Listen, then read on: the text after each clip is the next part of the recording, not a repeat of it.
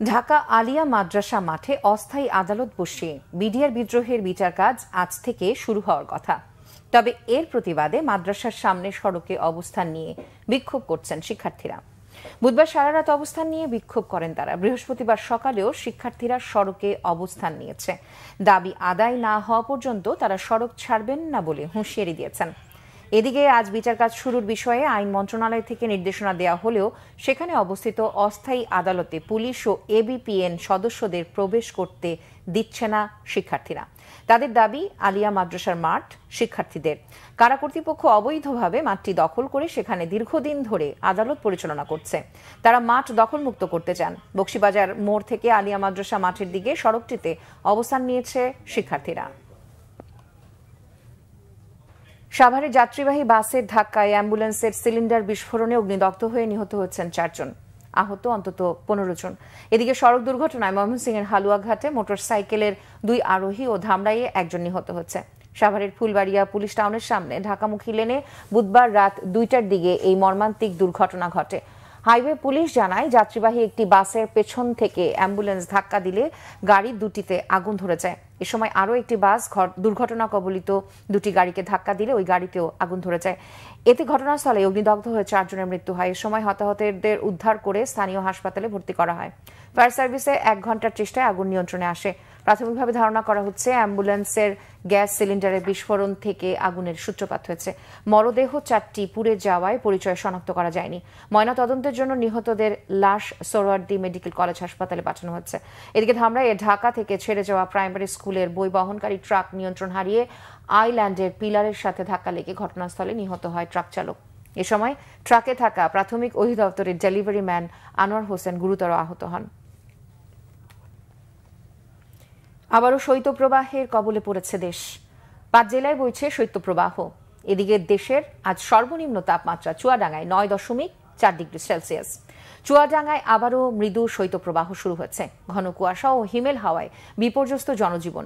সবচেয়ে বেশি বিপাকে রয়েছেন খেটে খাওয়া ছিন্নমূল মানুষ।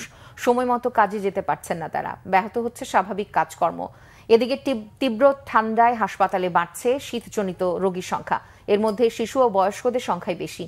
আবারও শৈত্যপ্রবাহের কবলে উত্তরের জেলা পঞ্চগড়। রাত থেকে কুয়াশায় ছেয়ে যায় জেলার সড়ক মহাসড়কগুলো। কুয়াশার কারণেই মহাসড়কে যানবাহন চলাচল করছে হেডলাইট জ্বালিয়ে। আগুন জ্বালিয়ে শীত নিবারণের চেষ্টা করছে মানুষজন। কুয়াশা ও শীত উপেক্ষা করে কাজের সন্ধানে বের হচ্ছে নিম্ন আয়ের মানুষ। ঘন কুয়াশা আর কনকনে শীতে নাকাল নাটোরবাসীও। দিনের বেলায় সূর্যের দেখা মিললেও হিমশীতল বাতাসে চরম দুর্ভোগে নিম্ন ও ছিন্নমূল মানুষ। লন্ডন ক্লিনিকে বিএনপি চেয়ারপারসন বেগম খালেদা জিয়ার চিকিৎসা শুরু হয়েছে। উন্নত চিকিৎসার জন্য লন্ডন ক্লিনিকে ভর্তি করা হয়েছে বিএনপি চেয়ারপারসন বেগম খালেদা জিয়াকে। অধ্যাপক প্যাট্রিক কেনেডির অধীনে চিকিৎসা নিচ্ছেন তিনি। পরে উন্নত চিকিৎসার জন্য তাকে যুক্তরাষ্ট্রে নেওয়া হতে পারে। হাসপাতালে ভর্তির পর বেগম খালেদা জিয়ার বেশ কিছু পরীক্ষা করা হয়েছে।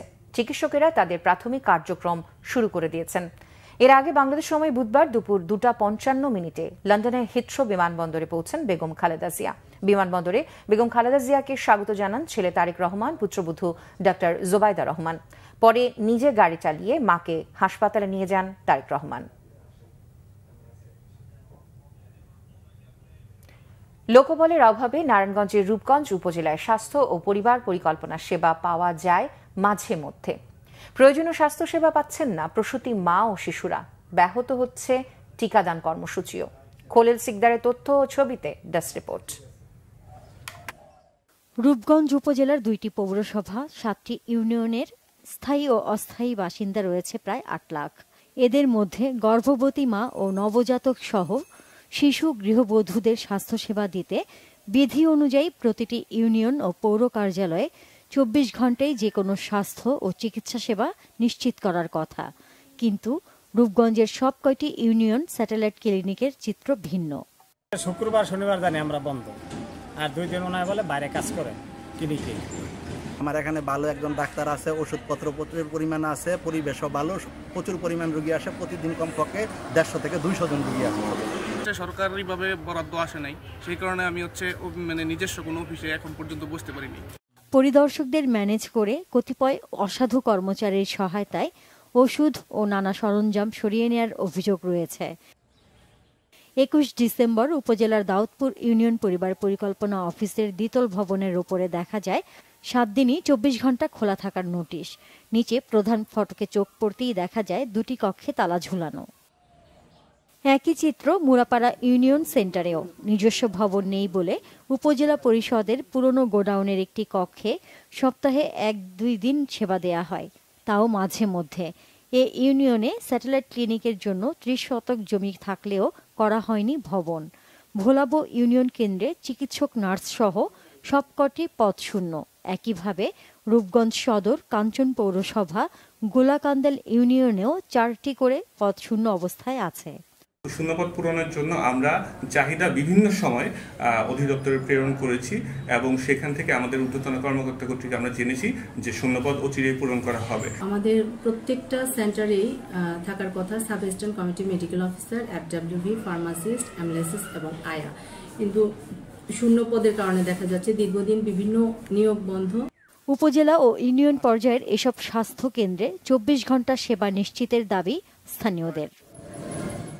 Bangla vision news desk. ছিল এখনকার মতো। পরের সংবাদ বেলা 12টায় দেখার আমন্ত্রণ রইল। এছাড়া বাংলা ভিশন সংবাদ ও সংবাদ সংশ্লিষ্ট অনুষ্ঠান দেখতে ভিজিট করুন www.bbnews24.com ও facebook.com/banglavisionnews এবং সাবস্ক্রাইব করুন youtube.com/banglavisionnews। এতক্ষণ সাথে থাকার জন্য ধন্যবাদ সবাইকে।